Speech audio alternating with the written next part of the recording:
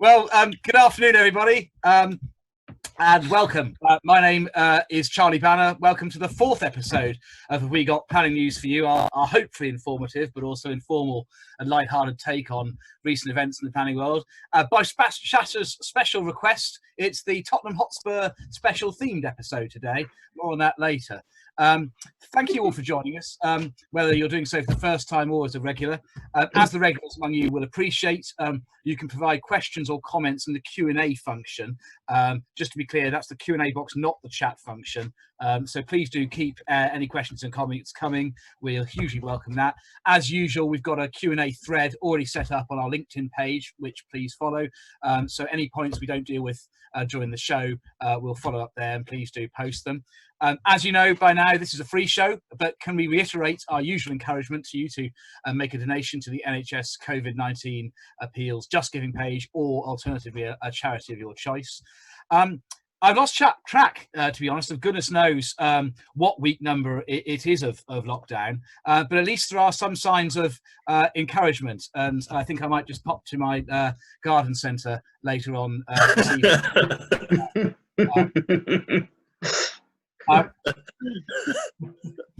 Now it's time to introduce the panel. Without further ado, can I ask each of you to say in turn who you are, where you are, and what you're drinking this evening, starting with you, Mary.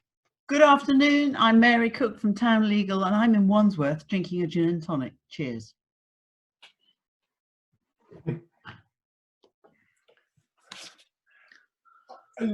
I'm Sasha White, I'm in Oxfordshire, and I am drinking pure vodka looking at people wearing Spurs clothes. I'm Paul Tucker. I'm currently with the Rebel Alliance, as you can see behind me, and I'm drinking Malbec. And I'm Chris Young, and I'm from number 5 Chambers, and as you can see, I'm in the library at Hogwarts Castle. And this week, I am mostly drinking cider. Super. Actually, I'm in London, so it's Camden Hells to me. I confess I did feel a little bit sheepish buying cans of lager from the Tesco's opposite the Royal Courts of Justice. But it wasn't quite as bad as when the week before my wedding, my now wife had the idea of buying every guest to our wedding a lottery ticket. And so off I went to the same Tesco, bang opposite the Royal Courts, to buy 110 lottery tickets, praying that a High Court judge wouldn't walk in and think I had a really serious gambling problem. Thankfully, I didn't. We're lucky to have a special guest today, Simon Gallagher, Director of Planning at MHCLG, particularly timely given the Ministry's multiple announcements yesterday on planning in the coronavirus era. Simon, a huge thank you for joining us in a particularly quiet week for you. Where are you and what are you drinking this evening? So, hi everybody, I'm Simon Gallagher, as Charlie says. I'm in South London at the moment, and I have a bottle of Löwenbräu, but I've realised I've come up into my attic room without my bottle opener. So if I disappear from the screen at the moment, you know, failure to plan. We don't want you to break a tooth live on air. Particularly now's not a time to do that. Well, we'll be doing an interview with Simon, as we do with all our guests in the second half of the show. But Simon, as I said to you before we started, please do chip in at any stage in relation to any of the other matters we're discussing. It'd be great to have your input at any stage, to the extent that in your position you feel able to comment. Finally, the more observant of you may now have noticed mine and Paul's Spurs-themed headgear and the other Spurs themes.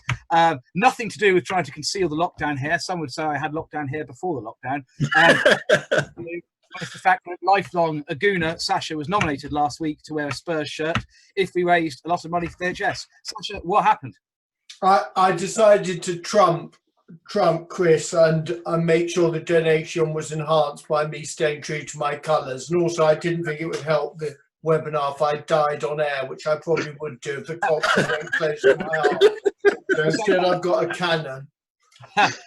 We'll save that for next week. Well, on a serious note, our first topic this week, as usual, is Court Case of the Week. And Sasha, what's caught your attention in the planning court? Yes, well, I was going to talk, just to show how up to date we are, I'm going to talk about a decision from Monday, and this is on the very topical subject of neighbourhood plans. And this is an interesting case for two fundamental reasons, because it involved a challenge to a neighbourhood plan and the decision of Mendip District Council effectively to go to referendum on the Norton St Philip Parish Council neighbourhood plan. And I know Norton St Philip well because I promoted unsuccessfully a housing site in 2001. They're a chicken factory, but I was unsuccessful. But anyway, they brought forward a neighbourhood plan, and the examiner recommended that it be effectively go to referendum. Now, that was of concern to a developer who owned various pieces of land throughout the village, and which 2 of the sites that they had an interest in were identified as local green space. Now, all of us wrestle with the question of powers 99 and 100 of the NPPF and this utilisation of local green space, which there are various views about it. Some people obviously see it as a fundamental mechanism for stopping development, hence the very topical use of the word in 100C about not an extensive tract of land and the questions of what that actually entails. And the other criterion, power 100, is whether it's in reasonable close proximity to the community it serves and whether it's demonstrably special to a local community.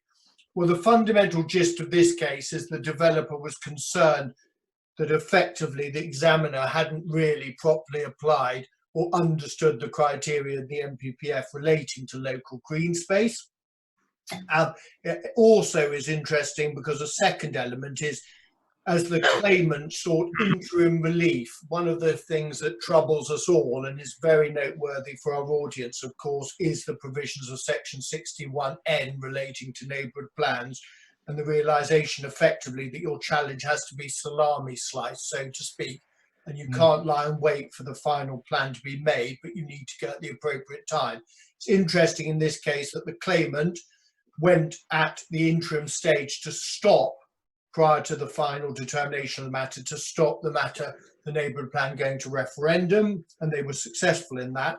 But at the substantive hearing, effectively what the judge, Mrs. Justice Lang, had to decide was whether the examiner had properly considered the criteria in national guidance relating to green spaces. And I think what's of interest, and I want to bring to our audience attention, is the fundamental question about basic conditions, and of course the distinction from basic conditions to whether a plan is sound and the local plan distinction.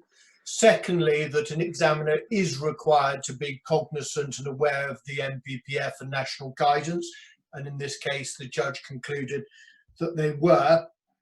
And thirdly, it is interesting that the conclusion of the judge was effectively that 100, power 100 I've referred to in the 3 criteria, is not necessarily an exhaustive list, and that is addressed at power 156, which is quite interesting. So I do think for those, all of our audience involved in neighbourhood plans, I do think it is a very succinct and accurate summary of the law that currently applies to neighbourhood plans, and secondly, it's very relevant for the application of local green spaces and neighbourhood plans. Paul, what's your take on this? Is for once you get to talk about a case you've neither won or lost? Yeah, the problem with that, to be honest, Charlie, is that it's a case which relies upon a case that I lost as recently as 2014, and it still stings. It's a case called BDW Holdings, where Chris and I were involved in part 2, and it's sufficiently recent that the inquiry took place that Mr. Justice Holgate was involved as one of the advocates. Not as a judge, when he was before a judge, obviously. No, it's stinging because it brings out the dichotomy between how you assess a neighbourhood plan and the extent to which the examiner is really charged with assessing it. The BW Holdings case said that it's a light touch, and all the examiner's doing is checking the basic conditions. And we're always told that you're meant to just do it on a very rapid, very light touch basis, because these were plans meant to be tucked in after local plans have been adopted. The problem is, all too often, they're adopted before and promoted before local plans are adopted. They're a stopgap measure, often to try and frustrate development. And because of the light touch, you end up with frustratingly difficult policies which haven't been examined with the same rigour as you would in local plans. And yet, Mrs. Justice Lang, in this case, said that she specifically relied upon the expertise of the examiner in concluding that that the job had been done properly, whilst also endorsing that the job wasn't a particularly irksome one. It's problematical for a whole host of reasons. For example, an authority can choose its own tribunal, and that's always I thought somewhat problematical. But it's an interesting case. Thanks, Paul. And Hashi Mohammed, who was the advocate in that case, has updated us saying that permission to appeal has been refused by Mrs. Justice Liang, and that his clients are yet to hear from the claimant whether they're going to the Court of Appeal. So thanks for that, Hashi. And that's a surprise. We're all staggered by that decision. Next up, the Secretary of State or PIN's decision of the week. And Chris, for a change, you've got a DCO decision for us. Yeah, I have development consent order. Can I just say about the neighbourhood plans? And that case reveals just how little scrutiny there is of neighbourhood plans. Just saying, Simon. Just saying. Okay. But in terms of, you know, my views on that. In terms of the DCO, really interesting case this week. Now, a lot of DCOs are sometimes characterised, perhaps unfairly, as a little bit dull. Okay, they're about a road or a bridge, and a bridge and a road, or something like that. But this one is, I think, a very significant step towards a slightly more exciting DCO. This is about a strategic rail freight terminal in the West Midlands, in the Greenbelt. A couple of my favourite topics there, so you might have to stop me after the first hour. And it was an application by 4 Ashes Limited, and it was on Greenbelt land, 300 hectare proposal on Greenbelt land. The inspector was Paul Singleton, and Mr. Singleton is very popular in the West Midlands with the development industry. He came down and did an appeal last year for 800 houses for Blaws, where we were successful in securing a full cost award against Anthony Green. Against Birmingham City Council, for whom Anthony was acting. But here, Mr. Singleton again recommended approval, inappropriate development, obviously in the Greenbelt. There was green infrastructure, but he didn't think that made much of a difference to mitigate the impact. But he found very special circumstances. Now, obviously, as listeners will know, viewers will know, there is national planning policy statements that support many infrastructure projects. And here, this proposal benefited from such a statement. So they knew that there was national support for this, but it wasn't a foregone conclusion by any means. First of all, they had to prove the need and a gap in the network in the West Midlands. There's quite a bit towards the east, Hams Hall and Birch Coppice, but this was a gap effectively along the M5 and M6 areas and in the South Staffordshire Black Country area. And that was a major part of their case. But there was, interestingly, an alternative site. There was a whole assessment of alternative sites. Many were ruled out because they weren't big enough. 300 hectares wasn't the threshold. They set the threshold at 60 hectares. But most of the urban conurbation of the West Midlands was unsuitable for obvious reasons. You can't find a site that size. But what was available was a site outside the Greenbelt, just up the M6, near the railway line, near Penkridge. And therefore, they had to overcome that to win this order. And they did that by demonstrating that site would have caused significant landscape and visual harm. So really interesting that you can overcome the difficulties of locating in the Greenbelt on the basis of the Secretary of State agreeing that landscape and amenity issues may be greater on non-Greenbelt sites. There's another aspect to this, though, which is that they did ask for warehousing before the rail connection was in, and that has been unsuccessful elsewhere, but they ran a viability case to demonstrate they needed that warehousing and was successful in getting that. So the warehousing comes first and then the rail freight terminal. Now, all I would say is that this is really interesting because this is much more controversial than a road or a bridge. And indeed, Gavin Williamson was the MP. He objected strongly. He did a survey and that discovered that 99% of his constituents opposed the proposal. Not much of a surprise there, I don't think. He described it as a monstrous. Yeah, a monstrous proposal, he said. So they had to overcome that as well. And they had to overcome an alternative site outside the Greenbelt. They had to overcome the fact that they were delivering some of the warehousing before the rail freight, which is generally opposed. And they had to overcome a rising star of the Conservative Party who was very bitterly opposed. So well done to Robert Jendrick and the team around him for this decision. It really is a successful outcome, very, very helpful. Huge 8,500 jobs, £680 million a year to the regional economy. And I think it raises a question, just briefly, about whether this might be a better route for new settlements. New settlements are having no real success in local plans. The combination of being able to have acquiring compulsory acquisition of land and the planning all together. But I spoke to Morag Thompson today, one of the solicitors involved in the case. She did that with Laura Beth at Eversheds. And they say that this process is great for that combination of planning permission and compulsory acquisition, but you end up with a very, very cumbersome order. 135 pages, that's the planning permission.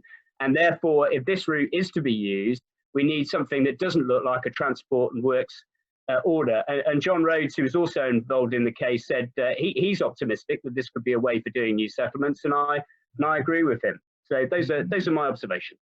Thanks, Chris. I shared that last year, and I've got two observations of my own to make on this. Aside from the fact it's great to see, as a Brummie, great to see a Midlands case feature. Firstly, it's a rather good illustration of the irony that the case for very special circumstances to justify inappropriate development in the Greenbelt is often a lot more likely to succeed for larger schemes with considerably greater impact on the Greenbelt openness, but obviously commensurate greater benefit, than for smaller schemes with considerably smaller impact. It's probably inevitable, I would give, given the nature of the test, but one which this is a very good illustration of. And secondly, harking back to what we discussed, I think it was a couple of weeks ago, about the principle of compliance with the development plan as a whole. There's an interesting reference buried within the decision to the development being, quote unquote, substantially compliant with the relevant national policy statement when it's read as a whole, paragraph 30 for the geeks amongst you. And it seems to me that's an indication that the Secretary of State took the view, rightly in my opinion, that this principle of compliance with the plan as a whole, notwithstanding potential conflicts with specific policies, is a principle that applies not only to local development plans, but also to national policy statements in the infrastructure context. So that's quite a useful indication. We've got a few comments, Simon. Lots and lots of comments from you, not just from people wanting you to put a good word into the Secretary of State for their particular application. It's really interesting questions about the recent announcement. So can I encourage you to have a look through those. I should say that my screen has frozen, so I can see and hear you, and I believe everyone can see and hear me, but I just have frozen pictures of you. And Sasha, if I can show the camera, that is what I'm currently seeing. I wonder, would you like me to Photoshop some hair in and then send it back to you? More than happy to do that if that would assist. Charlie, just to say, I noticed your name, and I had a word with my friends at GCHQ, and they're just blocking all your signals now. Okay, that's just not funny. Paul has also confirmed that once again that he's not Chris Young. Now we need to move neatly from this to our first feature today on the development plan system. And Paul, you're leading on this, so can I hand over to you, please?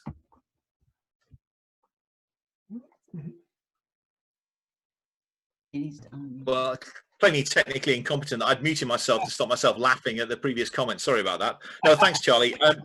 Regular viewers will know that I'm not a particular fan of the current local plan preparation process.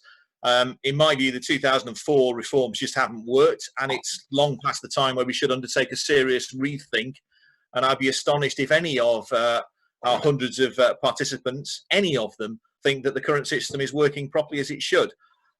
We've got our extraordinary good fortune to have Simon on the show, and that's obviously in this bit is intended to be a taster for future debates and to ask each of our panelists what they think are the current shortcomings of the local plan system, and then we're going to come back to what we think is needed to try and resolve that in a later episode.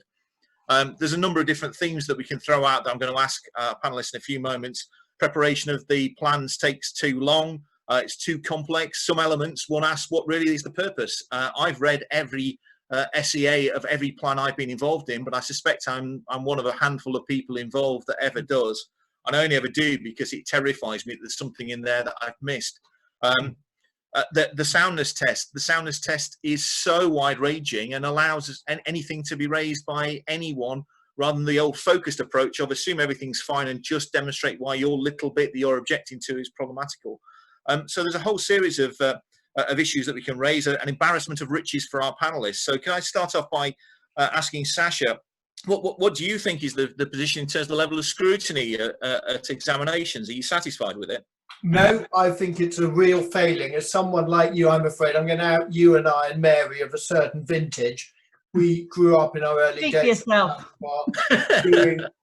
doing actual proper examinations, proper investigations, proper inquiries in the form of local plan inquiries, and the difference in level of scrutiny was incredible. Yes, there was a cost in terms of the length of those inquiries, but I wanted to make 2 points very strongly. I was recently at an examination that will remain nameless, and I got pulled aside by the programme officer, who asked me to, the inspector was happy for me to participate, but didn't want me to be a lawyer and be too legal, whatever that was supposed to mean. And that was a pretty serious examination. He didn't have to worry about that though, Sasha, did he, really? Let's be honest. The second issue, which I think is really serious, is just the sheer time. I appeared at another examination in the autumn of last year, was promoting a very, very large site for my client, 1,200 units, and was given 2 minutes by the inspector to make my statement on behalf of my client. So I just think I don't think a credible case can be made that the examination public process works anything like the degree it should do when you consider the seriousness of the matters that are under consideration. I'm going to be particularly interested to come back to you when we discuss what we think is going to need to be done to resolve that in due course. But Chris, another issue is the duty to cooperate. And I think we're hot off the press for the Chiltern and South Bucks local plan, where the examiner wrote about an hour and a half ago to indicate that it was thought that the duty to cooperate had been failed in that case. Another one from the list that Mary was updating us with a couple of days ago. The duty to cooperate, is it working? No, it isn't working. It isn't working at all. And that's just a truism. I mean, it's not even debatable, is it? It's completely hopeless. I remember when Chris Shepley, the chief planning inspector, retired, he said the duty to cooperate was the most hopeless invention ever. And it was absolutely hopeless. The Tories came in on a political promise to get rid of regional planning. And I don't know a professional planner who doesn't think that's been the worst decision in post-war planning ever. Okay. And if we can somehow get back to that, we might have some semblance. You could have new settlements done through national statements based on some regional analysis, but you know, it just doesn't work. It's failing left, right, and centre. My big wish, though, would be to take the MPPF, to take paragraph 11, to take part B, and stop after it says this: strategic policies should, as a minimum, provide for objectively assessed needs for housing and other uses, as well as any needs that cannot be met within neighbouring areas. And stop. Don't have these exemptions that allow authorities to go, well, you know what? I don't think we really want to meet our needs. We've got Greenbelt, we've got AONB, we've got, you know, Surrey Heath. There are so many reasons why they try and get out of it. And then they wonder why their plans fail or their failure to offload any of that to anybody else. It is hopeless. If we've got a housing crisis and we're going to solve it, then each authority meets its own needs unless it can find a neighbour to find it. And anything less suggests ministers aren't taking this seriously. Charlie, we had a comment by Wendy Haig a few minutes ago asking about viability being introduced to the local plan process and the changes to PPG last year, as you know, which put viability as something which is examined during the plan process. Yet another thing that's examined as part of the examination process. Is that problematical at all, or is that a good thing? It depends. I mean, I think it can be for a good thing for what I call sort of conventional type proposals, because plainly it's important that the local plan is realistic, particularly in relation to the supply of much needed housing. Otherwise, it's just a pipe dream. At the same time, I think that it can act as a constraint on ambition. And in particular, harking back to what Chris said a few moments ago about garden communities. Quite a number of the garden community proposals enshrined within local plans have either failed or been the subject of considerable delay and further consideration because of concerns about viability.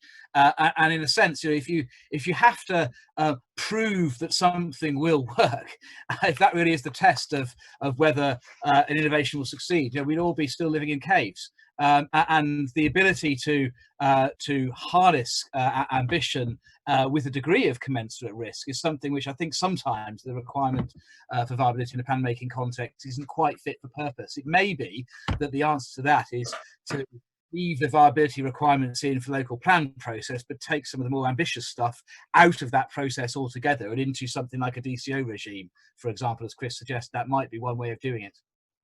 So Mary, just bringing it all together in terms of pulling the threads together, overview, is the current system working? No, I don't think the current system is working. I think that plans are not something which local politicians think win votes. I don't think it's something that authorities hard pressed with cash put enough resource into. And I think that actually quite a lot of forward planning officers are under a huge amount of strain.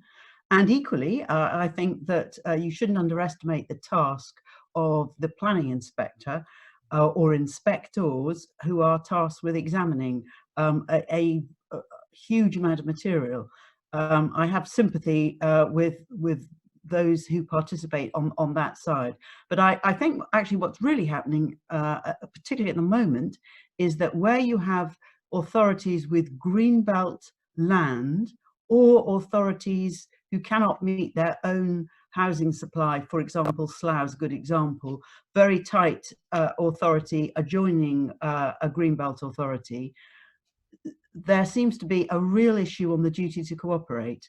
And that is actually in danger of not only bringing plans to a standstill, but also bringing the system into disrepute, because there'll be some of our listeners out there who've actually got perfectly good sites, for example, that they were looking to be released from the Greenbelt, or they were looking to be allocated, who now find themselves in difficulty because plans are repeatedly now failing on account of the duty to cooperate.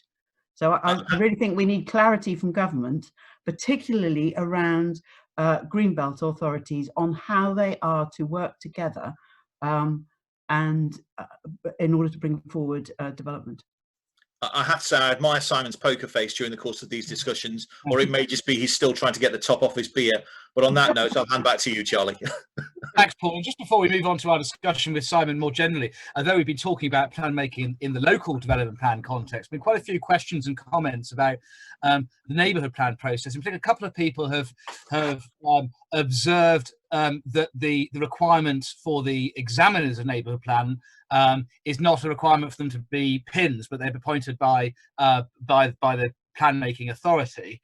And a couple of people have asked you, Simon, for any insight on what, if you're able to say what the rationale for that was by government. And somebody's observed as well, rather interestingly, that those examiners who have previously been PINS inspectors tend to be more robust in their examination of neighbourhood plans, which is quite interesting anecdotal experience. Any thoughts that you can share on that, Simon?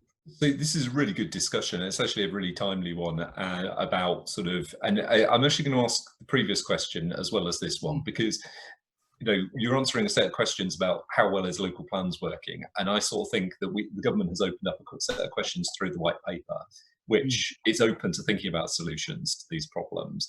The only bit I'd say is do listen to how the story looks if you're in local government as well. Yeah. The story looks very different, but equally difficult for people in local government. And it may have been we've got one of those unstable equilibriums where we've managed to get a system which is equally disliked by everybody, but maybe the least worst of all worlds.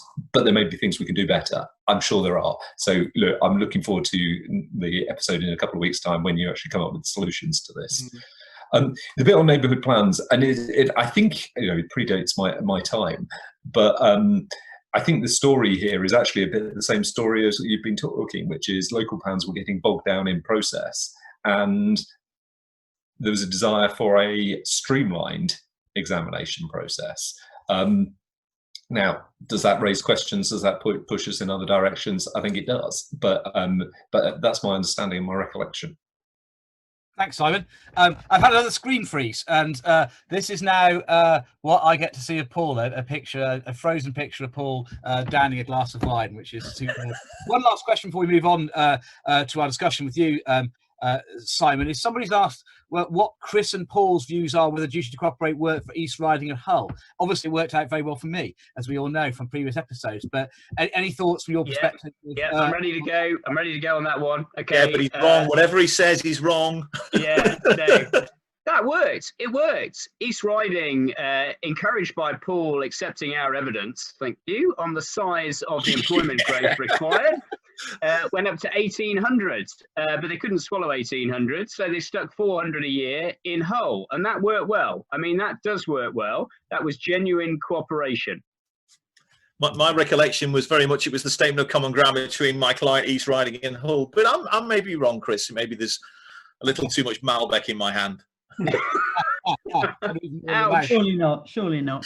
Thanks, guys. Well, now going back to our interview discussion with Simon, who we've already introduced, and thanks again. So I really appreciate you joining us, particularly given the busy activity in the ministry in which you're director.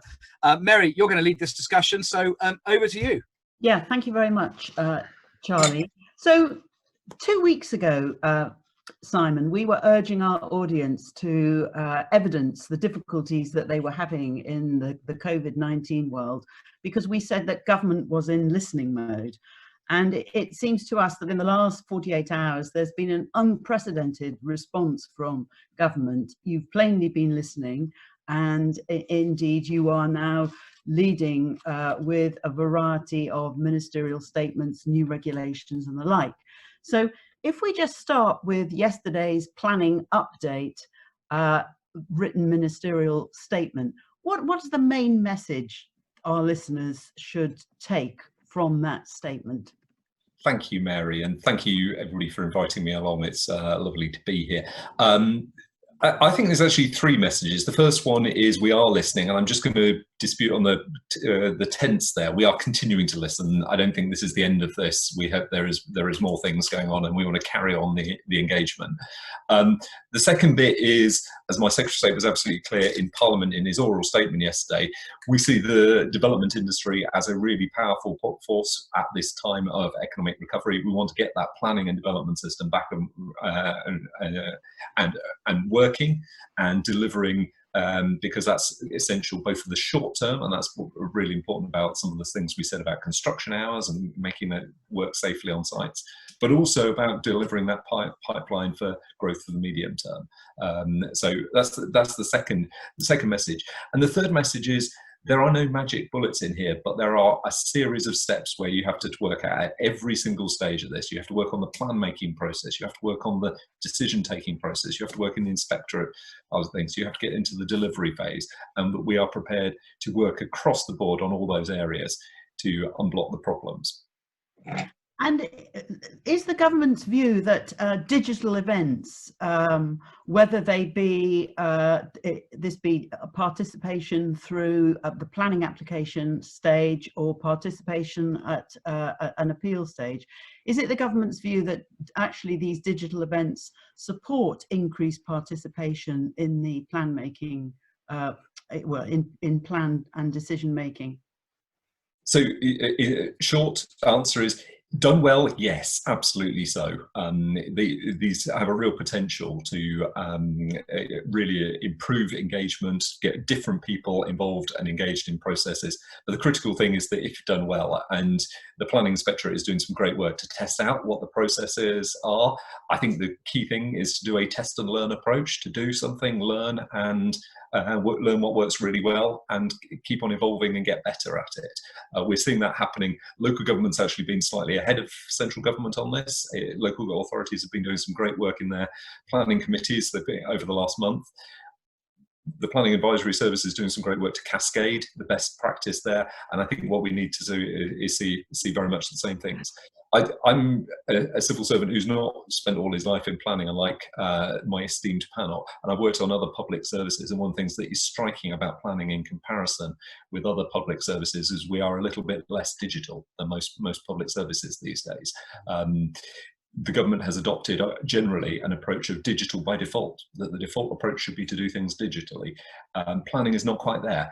And I think, and I hope this is one of those areas where we've got a real opportunity to use a difficult time to get actually some long-term innovation in how planning works in England. We're seeing some of it happening in other parts of the United Kingdom, which is great, but I think this is a real chance for planning in England. Thank you. You also introduced today some new temporary regulations covering publicity, both in terms, again, of planning applications and in particular for the publicity requirements for the environmental impact assessments. And these were issues which have been a concern to everybody at the sharp end. What's the headline points that our audience should take in relation to these new temporary regulations? Well, the headline point is simply that there should be no excuse now for not validating and getting on with processing planning applications. What we've done is two things. One is make it easier to publicise things, site notices. It's understandable, legitimate concern from local authorities about getting out and doing site notices safely. We've allowed and to use publicity requirements where local newspapers aren't actually there, or where some of the traditional methods aren't there, and we've allowed a bit more of a digital flexibility. But we've allowed a little bit longer, of 21 days rather than 14 days, some of the regulations. And how can stakeholders, whether they be developers or planning authorities or parish councils or neighbourhood forums, how can they help in the government's endeavour to use digital technology more in the planning sector, as you described? So I think this is really important territory. I think the first thing is to engage positively and proactively. My Secretary of State put some important words in his statement yesterday about everyone has a duty to engage proactively, positively in the planning system. And this is a real opportunity to engage. And I really want to encourage everybody to engage constructively, accept people are learning, developing, and things may be different in the short run, and that we are trying to learn through those processes. And so key message is really about that. The key other message is sort of, if it works well, tell your friends, share it, help the message get around where it's working well, where the good practice is, and where it's working less well, come up with solutions and help us find those solutions.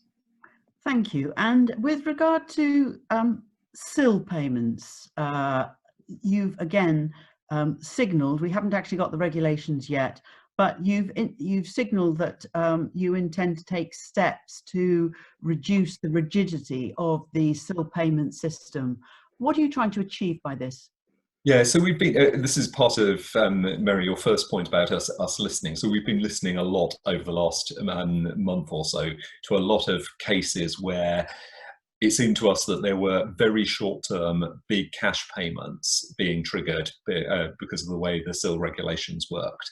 And it seemed to us that there is a case for, particularly because in some cases the local authority can't actually spend the money on any infrastructure works, that there's a case for deferring those to keep the cash in the business and keep particularly the smaller businesses in this case carrying on functioning. The problem with SIL was the regulations are quite restrictive on this. So what we've done is say two things. One is we're going to introduce some regulations which will allow deferrals with and more payment in instalments and without the interest payments. But what we're also saying is that in advance of those regulations, and the simple practical reason is these are affirmative regulations, so they have to come through. Well, they only take effect when Parliament has voted on them, so they will come in over the next bit. What we've encouraged is people to take a pragmatic and sensible approach in advance of those, which I hope will do some of the reassuring there. And what's the magic behind the 45 million turnover figure?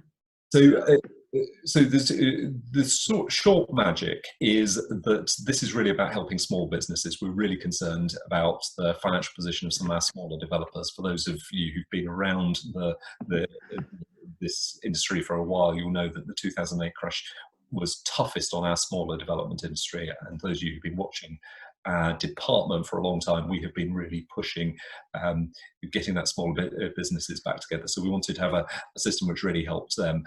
What we've done is try to mirror the eligibility criteria for some of the Treasury schemes that have been announced more broadly, and that's where the 45 million turnover limit comes from.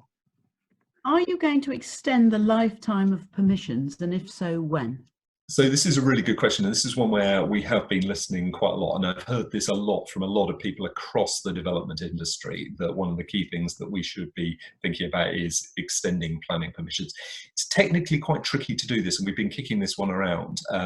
And I think what I've heard increasingly, and I haven't found anybody, and I'm on a call with some brighter legal minds than me, so I defer to them, but we haven't found a way of doing in regulations something that is suitably automatic, that actually gives the automatic and certainty that that developers need to.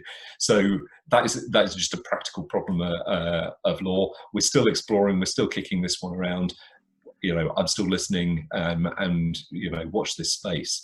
But let's make sure we do have a product that does what it needs to do, rather than just sort of coming up with something which actually is complicated and creates more problems elsewhere. Right. I've got one more question, but I'm going to leave it because I'm hogging you. I'm going to turn now to Chris. Chris, do you want to ask your question, please? Yeah, so Simon, thank you very much. Just to say, I've chatted with you before, and the message you give, I think, and you're giving it now, is don't just come to us with problems, come to us with problems and solutions. Mrs. Thatcher always said George Younger was her favourite minister because he always came with the solution as well as the problem. So I think we hear you loud and clear. You want to know what the solutions are, employ your lawyers, employ your consultants to provide the answer and help you. And I want to hear the evidence as well. So I get quite a lot of people come to me who tell me, Simon, they've got a solution. We should change paragraph 37.3 of the NPPF, hypothetical one, I don't come to that one, or regulation X. Actually, what you need to do to convince me is explain what the problem you're trying to fix first before you try and tell me how to solve it. Don't assume that I automatically understand the problem. And I've got to be able to persuade my minister that it's actually a real problem and it's got real world consequences. We can explain, planning has quite an off-putting language, and we need to have real world problems that we make the case for. Sorry, Chris, I'm interrupting you. No, that's fine. I mean, hopefully you'll come back on the show, and we can discuss some other things. But my question is about local plans. First of all, what is the department, the ministry's position on how they should progress? And secondly, in the budget this year, it was said at paragraph 1.145, where local planning authorities fail to meet their local housing needs, there will be firm consequences, including a stricter approach taken to the release of land for development. So what's happening in the here and now? And secondly, are you going to take those firmer measures? Yeah, so look, the government is very clear about it wanting a plan-led system. It wants plans in place that are good plans across the country and up-to-date ones. We've set a deadline in planning for the future, which, if you haven't read, if I can do a sort of plug here, or if I'm allowed my 30 seconds advert slot, this is a serious document that was a product of a lot of engagement across government and set out a serious set of questions and areas which we were going to explore, and so it's worth reading. All government documents are worth reading, but this one's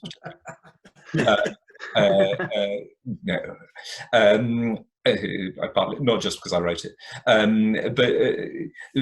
but one of the things we set out is we want plans everywhere by 2023. That's going to be a big challenge for a lot of local authorities, but I don't think the message I want to give is the government is not letting up on this. This is, these difficult circumstances are not a time to go slow on plan production. This is a time to get on with it, to get plans in place which are serious. And I think the other message I want to give is the way in which we've changed the regulations is to encourage plans to be produced and reviewed regularly so that they are kept up to date. Our biggest problem 5 years ago, when I started this job, was a number of places which didn't have plans. The problem is now lack of up-to-date plans, and keeping plans up to date remains a big challenge. Now, local authorities have got some big reasons and problems why those plans take a while to do it. But I think it's really key to see those plans getting produced and getting kept up to date. In answer to your second question, Chris, so this is a reference to the housing delivery test, which we think is a really important innovation in terms of comparing what people plan for with what actually deliver, and ensuring that behaviours are consistent with this. It's a consistent message from the development industry that not always that, you know, plans shouldn't be on the shelf. Plans should be live delivery documents, which should actually be governing how you take decisions locally. And we want to ensure that that happens, and that there is a continued use of those plans, and they're kept up to date, and decisions are made in line with those plans. So we over time, the plan is for the housing delivery test to progressively tighten. I think that there's, you know, I've heard representations from local government that we're going to have to think about that in light of what happens in the economy. I think it's too soon to make a call on that personally, because we won't know what's actually happening for a little while yet. But I think this point about keeping a focus on delivery as well as plan making is absolutely key from our side of things. Thank you. Charlie, you had a related question which has almost been answered, but perhaps not quite. Do you want to come back on that last point about the housing delivery test? Yes, Simon, we were discussing only last week how South Oxfordshire, and I believe other local authorities, have written to the Secretary of State, as you'll know, seeking flexibility in relation to the 5-year supply test and housing delivery test in light of the impact of COVID on supply. Can they expect a response anytime soon? And do you envisage that there will be a need for some flexibility in relation to either or both the 5-year supply and housing delivery tests? Yeah, so I did one of these similar sessions with local government last week as part of our listening, and I got a consistent message, not just from the authorities you mentioned about the desire for a bit more flexibility on the 5-year land supply in particular. And, you know, I'm listening to them as much as I am listening to people like you and in other parts of the industry. And I think it's important that we do understand that and understand practical consequences. The only bit I'd always say on 5-year land supply is, and this is sort of having looked at this for a number of years now, is that you fiddle with this at your peril, because you can make a change to this, and it then takes a while for planning inspectors to process it and establish a new pattern of how it's operated, and B, because everything relates to everything else in the national planning policy framework, it can have some consequences in different places. And so I think there's quite a high bar for me for knowing that. But if somebody's got a sensible and serious proposition, you know, we'll have a look at these things. But I do think the key thing with this is my Secretary of State's message of yesterday, and his oral statement about getting the housing market back, getting the development market back up and running, and that will be the context within which I'm sure we'll be wanting to look at any ideas. Well, that takes us conveniently, Sasha, to your question. Yes, Simon, I wanted to say to you that obviously every time one picks up the paper, the economic forecasts are even more bleak than before. Do you recognise a need to potentially revisit ENPPF, and particularly paragraph 11, to try and make it more development friendly in the light of the economic catastrophe that we might be facing? So, gosh, you're inviting me into speculation there, which is always a dangerous place for civil servants to get into. But I think it's a really good question, though, about what is going to be the need for planning to undertake in response to the current economic circumstances. I sort of think it's a much bigger question than paragraph 11 of the NPPF. I think it's a bigger question. You know, we're seeing quite a lot of questions being raised about the future of the British High Street and what needs to happen to that. We're seeing questions being raised about actually the sort of modes of transport that people are operating and how people are working. We are seeing questions being raised about what type of housing people want as this. I think it's too soon to work out where those trends are going there, but I think the question for for those in the planning community is, to what extent do we want to react to those changes, or do we want to be leading those changes and shaping those through active policies and things? And one of the reasons why I think it's so important that local plans are in place is to have active policies which proactively and up to date are thinking about those issues and which are responding to those challenges with positive policies. Do I think the NPPF might need to change?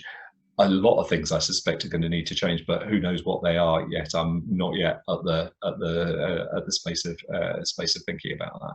Thank you, Simon. Paul, do you have your question? Yeah, yes, I do, Simon. And we have a habit in this show sometimes of asking questions that we answer ourselves. So I'm going to do that in a moment. And I think it's probably the easiest of the questions that I've asked because I know what the answer is.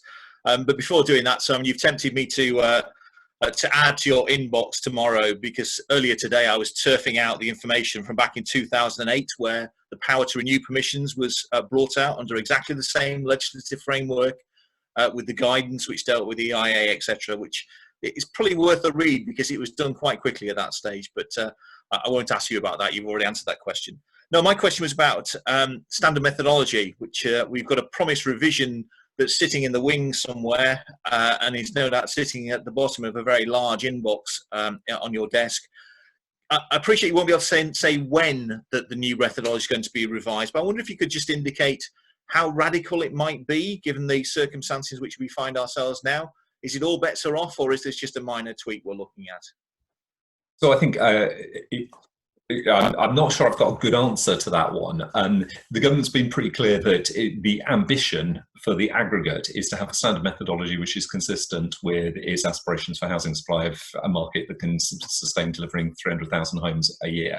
So it's going to need to make some changes to do that.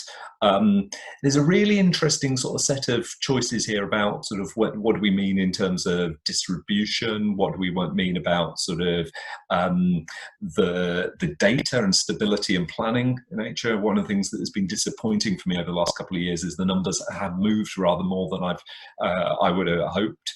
And as a result, it's provided a difficult planning framework for any local authority who's trying to produce a plan. They don't know where the data is moving.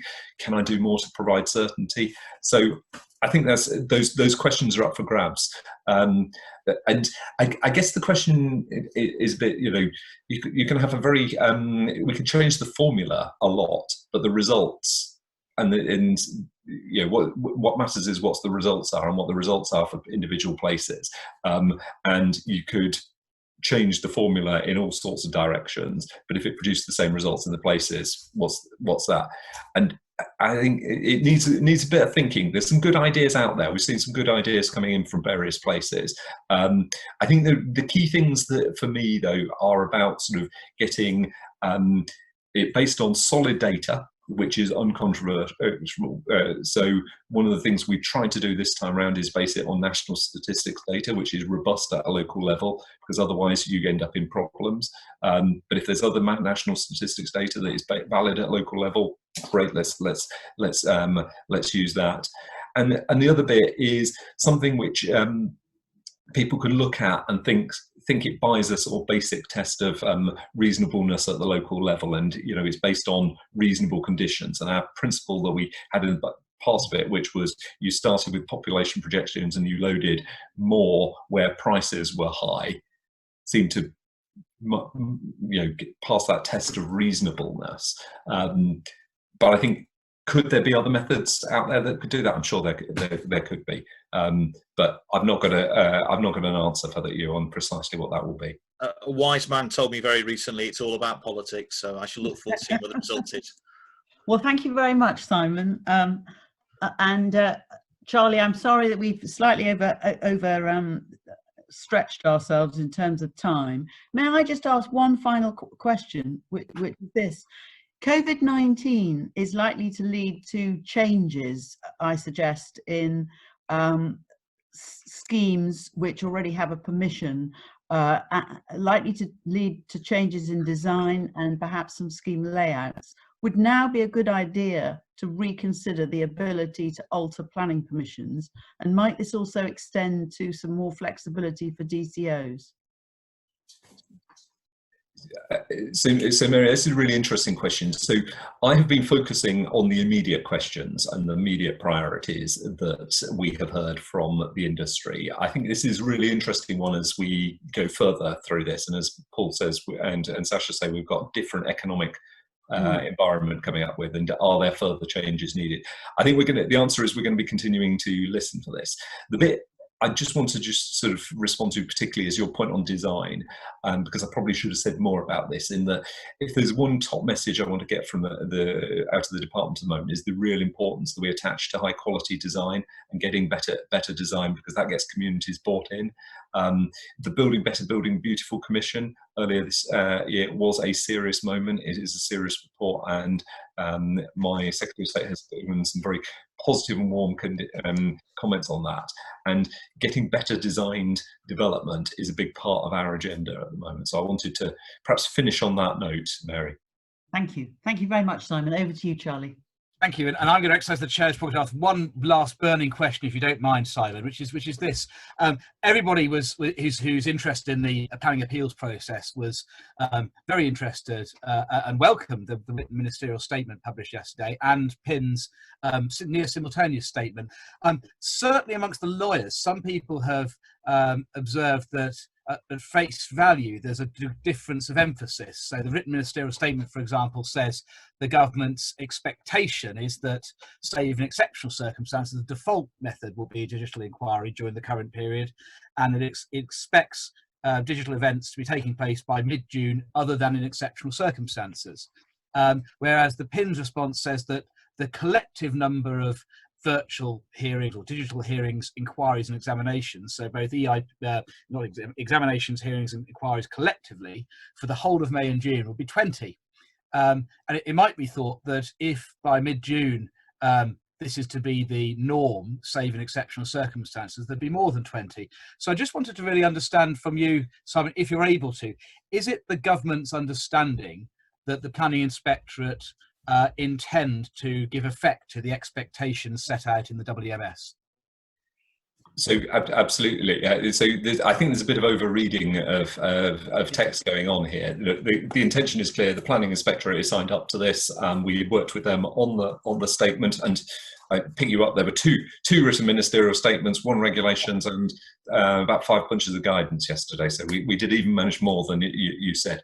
But no, the Planning Inspectorate were involved in this process. They're involved with the implementation.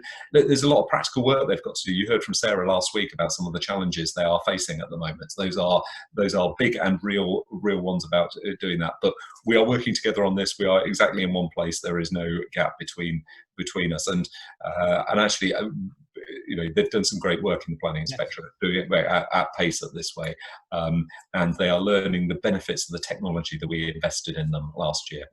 That's really, really good to hear, and I'm sure everybody will welcome that and be delighted that the intentions set out in the WMS will be executed, and I'm sure everybody welcomes that. So thank you, and thank you, Simon, once again for participating in this and for the really, really helpful and informative insight you've given during a particularly busy week. So that's great. Next, I do apologise. I wasn't going to turn up if I heard it was all Spurs and Gooners fans here. No, we're not fans. If somebody takes a screenshot, I'm not coming back for that. If someone takes a screenshot of this and sends it back to my West Brom fans back in Birmingham, I think I'll be lynched when I return. This is really getting at Sasha. We're not fans. And we're just taking the mickey out of you. Praise of the week, Chris. Over to you. Yeah, well, praise of the week, two really. First of all, the first one goes to Paul's wife, Ursula, for that haircut. That is the best lockdown haircut I've seen by a spouse. So the fabulous Ursula has done that. I've got an inquiry in June up by Paul's house, and I'm going to pop into Ursula's barbershop. She's got three sons as well, so she's had a bit of practice before she touched that bonnet. We need to allow a couple of hours. Praise of the week is to Robert Gendrick, Secretary of State, and that isn't just because I've got a number of outstanding Secretary of State recovered appeals. It is genuinely, no difference, Chris. No, genuinely, because he seems to be a man who gets it. He gets that it's important to send strong messages to deliver. I think he's quite clear that the department is open to listening to the development industry and delivering, what is required to solve the problems. It's been a really impressive flurry of activity in the last couple of days. I dare say Simon's had to do a lot in the 2 weeks before that. It's just really, really impressive. So my praise of the week is for the Secretary of State. It was the Secretary of State for Transport who dealt with the DCO, but this is everything else that Robert Gendrick is doing. So that's his praise. And thank you, Simon, because obviously it's also to the team all around him. I don't know how on earth we've managed to get you as a guest on the show in just the 4th week. I don't know how we're going to top this, but I think I can announce next week's guest is Ronaldo. I think there's room above me before you get to Ronaldo, Chris. You're right. And nudge of the week. Mary, who are you nudging?